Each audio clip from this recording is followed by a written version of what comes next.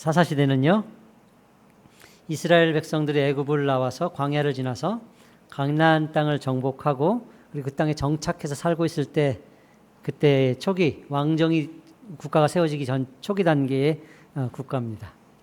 어떻게 보면요, 사사시대는요, 애굽의 압제에서 종노릇하던 시대도 아니고 먹을 것 마실 것 찾아보기 힘든, 그래서 삭막하고 척박한 광야의 삶도 아니고 약속의 땅을 차지하기 위해서 목숨을 걸고 싸워야 될 정복시대도 아닙니다. 남들이 다 이루어 놓은 땅에서 하나님을 예배하고 섬기며 살기만 하면 되는 편안한 시대라고 할 수 있습니다. 그렇기 때문에 그들은 그 조상들의 삶보다도 편안하고 안전하게 신앙생활을 더 풍성하게 누릴 수 있는 특권을 가졌다고 할 수 있죠. 그러나 사사시대는요, 놀랍게도 영적으로는요, 더 척박하고 피폐한 시대였습니다.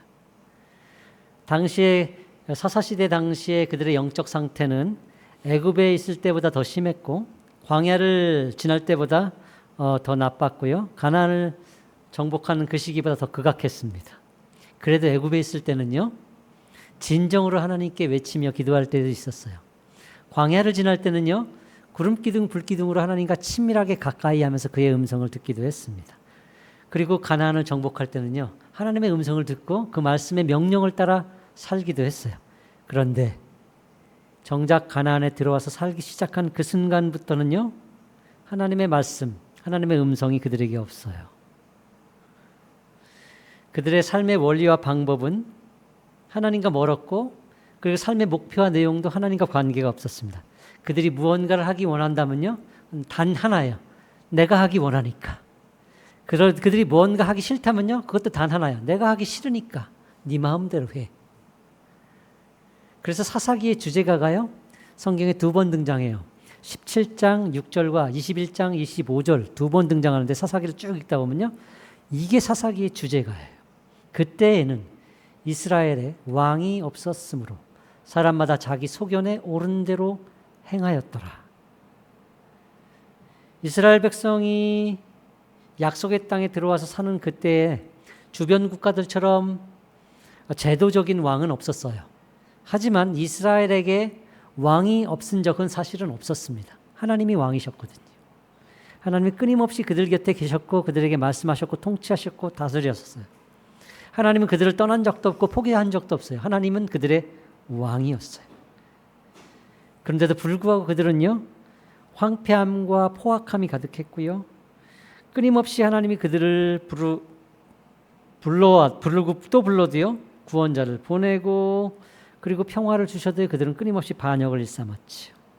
더 악해졌고 더 반역했고 더 배역을 일삼았고 더 극악한 우상 숭배의 길로 빠졌죠. 사사기는요, 5개의 명사, 5개의 단어로 정의됩니다. 평안, 죄악, 징계, 간구, 구원의 이 5개의 단어가 빙글빙글 도는 시대예요. 사사시대에는 시작은 평화였습니다. 하나님이 주신 약속의 땅에 자리를 잡고 살게 되면서 이제 지긋지긋한 그 광야길을 걷지 않아도 되었어요. 목숨 걸고 전쟁을 하지 않아도 됐어요. 그저 그 땅에 심고 거두고 시집가고 장가가며 편안하게 살면 됐습니다. 그러나 그들은 그 삶의 터전을 죄와 악으로 물들였고, 그로 인해서 하나님은 주변의 민족들을 들어서 이스라엘을 치게 하셨죠. 그들은 고통스러워서 부르짖었고 하나님은 사사를 보내서 그들을 구원하십니다. 살만하면 범죄했고 범죄하면 맞았고 맞으면 아파서 부르짖었고 부르짖으면 하나님이 구원하셨죠. 그리고 그러한 패턴은요, 한 번이 아니라 350년간 350년 애굽의 종노릇을 430년 했는데 여기 와서 350년간 그것을 반복하고 있어요. 평안, 죄악, 징계, 간구, 구원. 채뺏기 돌아가듯이 끊임없이 반복하며 돌아갔던 시기, 그게 바로 사사시대입니다. 이를 보면서 놀라게 되는 게 있지요. 사람들 참 대단하다. 어쩌면 그렇게 쉽게 변화되지 않는단 말인가. 목회도 어려운 것 중에 하나가 그거예요. 사람을 키워내는 게 목회인데요, 그 한 사람 키워내는 게 그렇게 쉽지 않아요. 우리가 자녀 키워봐서 알잖아요. 이 아이를 변화시켜서 정말 정말 대단한 아이를 만들고 싶은 그 욕심들이 있잖아요. 쉽지 않아요. 목회도 그래요. 사람을 변화시키는 건데 쉽지 않아요. 이 백성들이, 이스라엘 백성들이 350년간, 35년도 아니에요. 350년. 그렇게 맞고 경고를 받아도 조금이라도 나아질 줄 알았는데 나아지지 않아. 그러면서 놀라게 되는 게 한 가지 또 있어요. 하나님 참으로 대단하시다. 어쩌면 그렇게 미련 곰탱이 같으실까? 하나님께 하실 표현은 아닌데 섞고 속으시는 하나님을 발견하시죠. 아니 저분이 정말 하나님 맞을까? 그렇게 구원하면 뭐해? 저 사람들 또 죄지을 텐데 하나님 배반할 텐데 왜 저러시지? 하나님 몰라서 그런 게 아니에요. 알고 속아주는 거죠. 울고 돌아서는 척 하지만 다시금 우상으로 돌아가고 쾌락과 방탕한 삶으로 또 나아갈 줄 하나님은 아세요. 그럼에도 불구하고 속아주시는 거죠.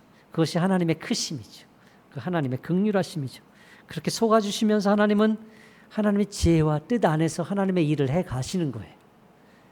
결국 사람이 이기는 게 아니에요. 하나님이 이기시지. 학자들은요, 이 사사기의 시대를 나선형 구조의 시대라고 얘기합니다. 나선형 구조. 빙글빙글 쳇바퀴 돌듯이 구는 구조죠. 근데 이 나선형 구조는요, 점점 상승하는 구조가 아니에요.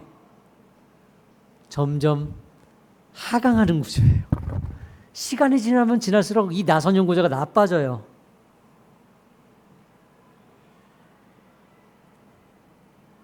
제가 아시는 목사님이 신학교 교수님이시기도 한데 그분이 유학길에 가게 된 아들을 불러놓고 가정예배를 드리면서 두 가지 당부를 했대요. 너는 살면서 두 개의 방은 들어가지 마라. 두 개의 방. 하나는 방자함이란 방이고 다른 하나는 방탕함이란 방이다. 이 두 개의 방은 정말 들어가지 마라. 방자하지 말아라. 방자하다는 것은 네가 네 삶의 주인이 된다는 뜻이다. 네가 네 인생의 왕이 되려는 것이지 방자한 것은 하나님께 교만해지는 것이야. 그러니 너는 절대로 방자함의 방에 들어가지 마라. 두 번째는 방탕하지 말아야 된다. 방탕이라는 것은 네 인생을 아무렇게나 사는 것을 뜻해. 무책임하게 산다는 뜻이지. 하지만 네 인생에는 주인이 있다는 것을 기억해라. 하나님이 의도와 뜻을 가지고 너를 찾아오셨고 너를 부르셨고 자녀를 삼으셨다. 그러니 너는 방탕함의 방에도 들어가지 마라. 방자함, 방탕함 이 두 방을 조심해라 라고 하셨대요. 저는 이 이야기를 들으면서요, 이게 바로 사사시대를 요약하는 두 단어가 아닌가. 방자함과 방탕함. 사사시대는 방자했어요. 자기가 자기 인생의 주인이 됐죠.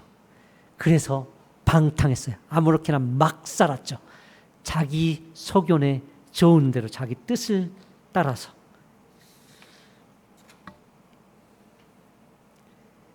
그들은요, 자기 생각대로 살았어요. 아무렇게나 산 것이죠. 이방 여인들이 아름답다고 생각되면 자기 아내로 들였어요. 하나님이 그러지 말라고 했거든요. 다 쫓아내고 너희들이 살라고 했거든요. 그로 인해서 종교가 타락했고 윤리가 부패했죠. 종교 지도자들은요, 생계를 유지하는 수단으로서 장사꾼처럼 종교 행위를 했어요. 사사기에 그게 다 나와요. 마치 오늘날 교회가 목회자는 CEO처럼 성도는 고객이 되고 예배는 공연같이 그들만의 잔치가 되어가는 그런 모습을 보는 듯한 느낌이 들죠. 사사시대가 그렇게 흘러가게 된 근본적인 이유, 하나님을 버리기 시작한 순간부터 그렇게 된 거예요. 초창기 사사시대에 당면한 과제는요, 무엇이었냐면 이전에 이루지 못한 그 정복을 마저 완성하는 것이었어요. 하나님의 뜻을 따라서 그리고 그 땅에서 살아내는 것이 그들의 당면한 과제였죠. 그래서 그들은 그 땅을 정복하기 위해서 처음에는 그랬어요. 하나님께 물었어요. 사사기 초반부에 가면요, 1장 1절부터 보면요, 이래요. 여호수아가 죽은 후에 이스라엘 자손이 여호와께 여쭈어 이르되 우리 가운데 누가 먼저 올라가서 가나안 족속과 싸우리이까? 여호와께서 이르시되 유다가 올라갈지니라. 보라, 내가 이 땅을 그들의 손에 넘겨 주어노라 하시니라.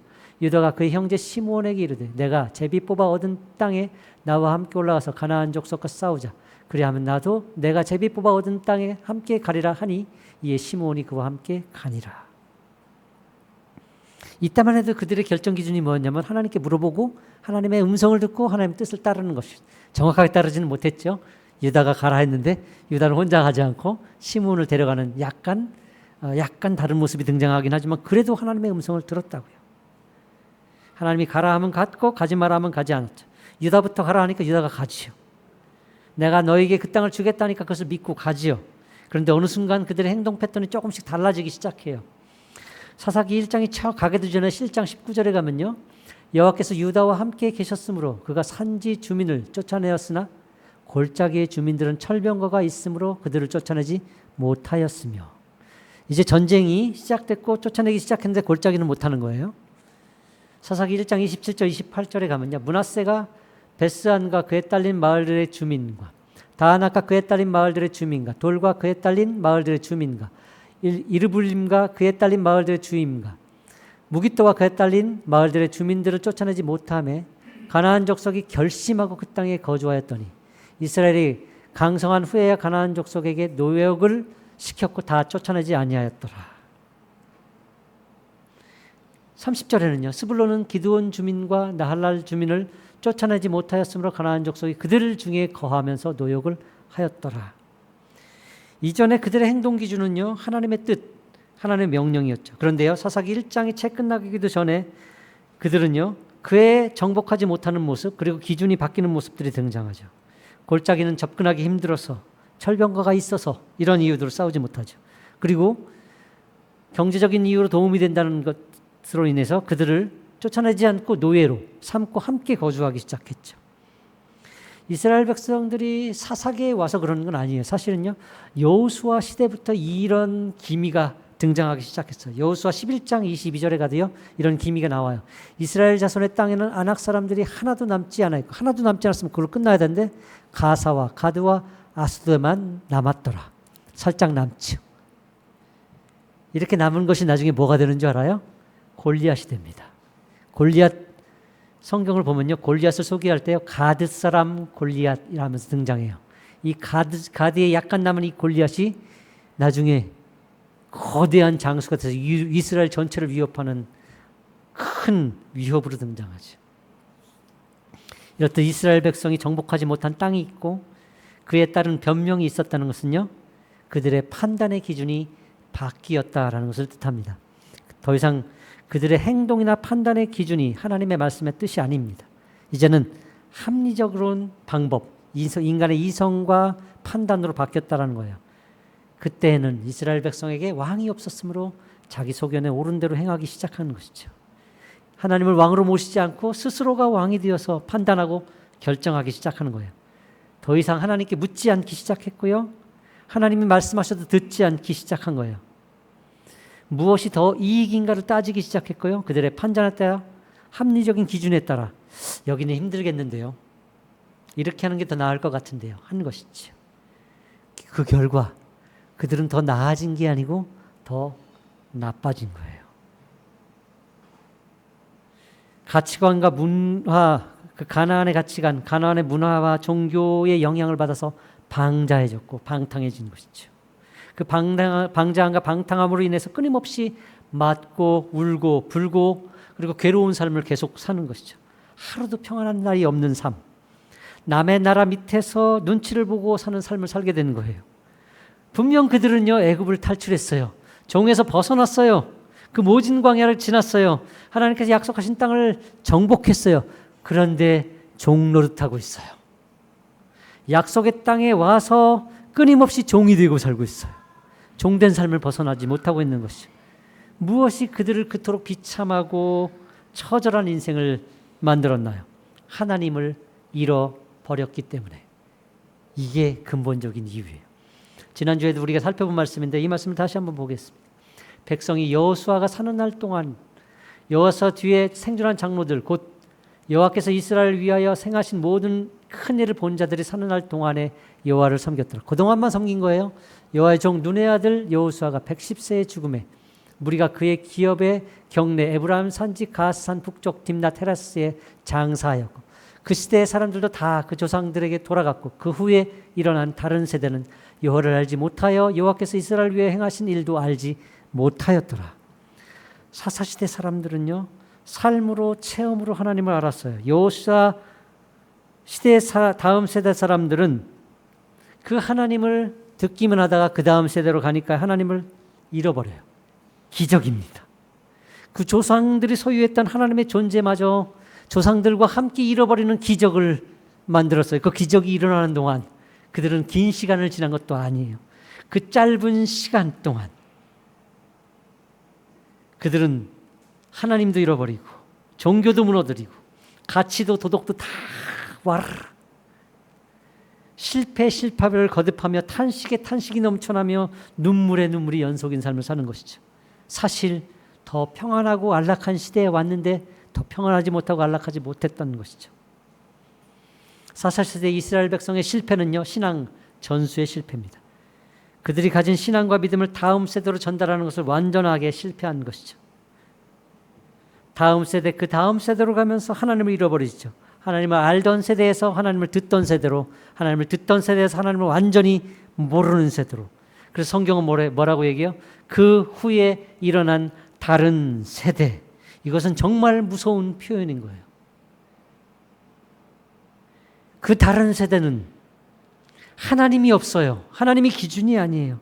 자신들의 이성과 합리, 그것을 기준으로 판단하고 살는 것이죠. 그리고 그 결과 그들은 더 부유하고 풍성한 삶을 된 게 아니라 재앙을 사는 것이죠. 오늘날 이 땅의 삶이 그래요. 마치 사사시대 같아요. 우린 전쟁하며 힘겹게 이 땅을 살 필요가 없어요. 6.25를 지난 것도 아니고 보릿고개를 지난 것도 아니에요. 먹을 것이 없는 것도 아니에요.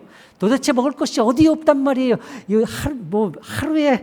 하루에 한 끼를 못 먹는다고요. 그런 사람들이 있다고요. 그것이 궁금한 세대를 지나고 있어요. 그런데 이 풍성함을 사는 이 시대의 사람들이 얼마나 영적으로 피폐한 줄 아십니까? 얼마나 정신적으로 곤란하고 곤비한 시대를 지나고 있는 줄 아십니까? 정신적으로 멀쩡한 사람들이 찾아보기 힘들 정도로 이 세상은 정말 힘든 세상을 지나고 있어요.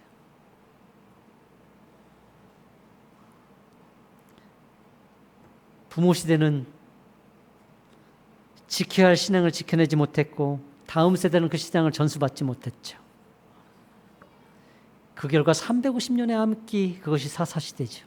그런데요, 오늘날 우리가 읽어야 될 성경이 있다면 이 사사기예요.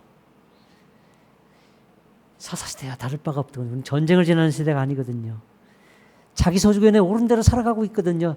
네가 옳아, 네 판단, 네 기준을 따라서 살아 라는 것을 끊임없이 외치고 있거든요. 우리가 옳지 않아요. 사람이 옳지 않아요. 하나님이 옳다고요. 그의 말씀을 들어야 되고 그 말씀 앞에 귀 기울일 수 있어야 돼요. 이것을 잃으면요, 우리는 인생의 가치관과 방법과 목표와 방향을 잃게 되는 것이에요. 이 시대는요, 전쟁을 모르는 시대, 그 후에 일어난 다른 시대죠. 이 시대에 우리 자녀들은요, 그리고 우리들은요, 우리 삶 가운데 일어난 우리 삶 구석구석 아주 깊숙하게 간섭하시며 인도하시는 하나님의 인도하심에 대해서 구체적으로 실질적으로 경험한 적이 별로 없어요. 그래서 살아계신 하나님이 무엇인지, 전능하신 하나님이 무엇인지를 경험하지 못했다는 거죠. 처절하고 깊게 하나님을 경험하지 못했어요. 그래서요, 하나님을 이해하고 하나님을 믿고 따른다는 것이 상식과 합리가 되어버리죠. 모든 문제를 해결하기 위해서 하나님 앞에 가서 무릎을 꿇어야 돼. 하나님 앞에 기도해야 돼. 하나님의 인도하심을 받아야 돼. 하나님의 말씀을 들어야 돼. 이런 생각이 부족해지는 것이죠. 그래서요, 오늘날 기독교가 어떻게 되었어요? 역동적인 힘을 잃고요, 비난을 받는 데 앞장섰고요, 이리 쳐이고 저리 치이는 천덕꾸러기 같은 종교가 되어버렸어요. 어디 가서 나 예수 믿어라는 얘기를 쉽게 얘기하기 못해요. 괜히 얘기했다가 화두가 바뀌어. 다른 얘기 잘하다가 기독교 얘기 나오면 갑자기 몽땅 다 그냥 화두를 바꿔서 교회 욕만 하기 바빠져요. 하나님이 다음 세대에 전수되지 않으면 그 하나님이 비워진 그 그릇, 빈자리에 놀랍게도요, 다른 것이 가득 채워진다는 사실 아십니까? 사탄은요, 그 빈자리를, 그 빈 공간을 가만두지 않아요. 하나님으로 그 빈 공간이 채워진 걸 원하지 않거든요. 그래서 그 빈 공간에 다른 것들을 가득 집어넣어요. 세상의 가치관과 세상의 문화와 세상의 쾌락과 즐거움들을 가득 넣어버린단 말이에요. 그래서 하나님이 들어갈 자리를 없게 만들어버리는 것이죠. 반드시 그 빈 공간에 하나님이 들어갈 수 있도록 우리는 책임을 해야 돼요. 부모들은 부모로서 이 신앙을 굳게 붙들어야 되고 믿음의 선한 싸움을 싸워야 되며 이 믿음이 우리 자녀들에게 흘러갈 수 있도록 최선을 다해야 됩니다. 하나님이 우리 가운데 살아있지 못하면 우리는 죽는다. 이 마음을 가져야 돼요. 피 흘리기까지 싸워야 된다는 것이죠. 그럼요, 자녀들은요, 부모님이 가르치지 않아서 나는 받은 것이 하나도 없어요 하면 안 돼요. 국가 시책으로 한문을 가르치지 않아서 나 한문을 못 읽어요. 당당하게 말할 수 없어요. 스스로 공부할 수 있어야 되는 것이죠. 부모가 본을 보이지 못한다면 내 스스로라도 믿음을 찾고 말씀을 통해서 교회에 가서 배우겠다라는 그 마음이 있어야 돼요. 사실요, 돈은 조금 없어도 괜찮습니다. 세상 직업 그렇게 쓸만하지 않아도 괜찮습니다. 우리 몸 건강하지 않아도 괜찮습니다. 하나님이 우리와 함께 하시며 우리 곁에 계시며 우리의 왕이 되신다면 우리는 그래도 괜찮습니다. 그런데 하나님이 없으면 나머지가 다 있어도 문제가 되는 거예요. 심각해지는 거예요. 세상을 다 누리면서도 가난해지며 천덕꾸러기가 될 수 있는 거예요. 하나님을 잃지 않기 위해 우리는 이 싸움을 싸워야 됩니다. 하나님이 우리 가운데 계시기 위해 우리는 끊임없이 믿음을 잡아야 돼요. 우리 자녀들은요, 그 하나님을 붙들기 위해서 어떻게든 하나님 앞에 서기 위해서 노력을 해야 되는 것이죠. 우리의 싸움은 여기에 있습니다. 사사시대 같은 오늘날을 지나는 우리에게 이 도전이 있는 거예요. 하나님을 놓치지 마라. 하나님을 잃어버리지 마라. 이 믿음의 싸움을 싸워내시는 하나님의 백성들, 하나님의 자녀들 되기 원합니다. 찬양하기 원합니다. 내